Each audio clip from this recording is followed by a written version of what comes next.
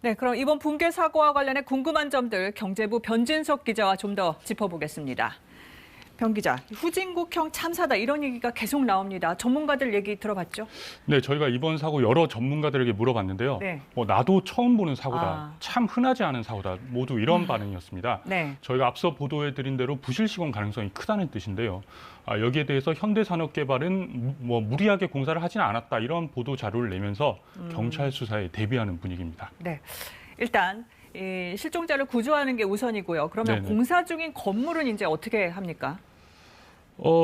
정부 차원의 사고조사위원회가 꾸려진 점에 먼저 주목을 해야 될 것 같습니다. 네.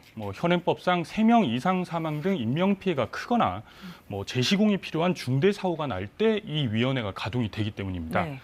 전체 건물 부수고 다시 새로 지어야 할 수도 있고요. 최소한 정밀 안전 진단 절차는 거쳐야 할 것으로 보입니다. 네. 이 결론이 어떻게 나오든 올해 12월 입주 계획이 틀어진 입주 예정자들 그리고 회사 사이에는 분쟁이 불가피할 것으로 보이는데요.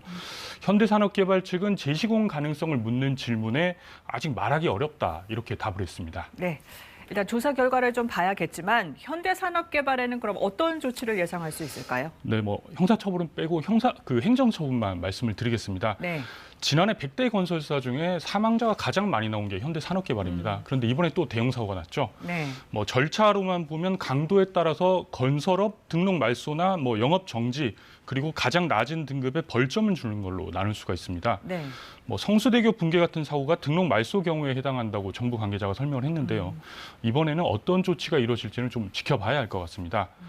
회사에 대한 신뢰가 바닥을 치면서 오늘 하루 현대산업개발 주가가 20% 가까이 폭락하기도 했습니다. 네. 그리고 마지막으로 이 중대재해처벌법 시행을 불과 보름 앞두고 이런 대형 사고가 났어요. 네, 중대재해처벌법은 27일부터 시행되는 만큼 일단 이번 사고가 적용이 되지는 않습니다.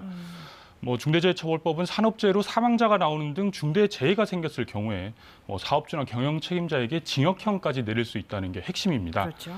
그동안 건설사를 비롯한 재계에서는 법 규정이 너무 모호하다, 처벌이 너무 강하다 이렇게 반대를 했었는데요.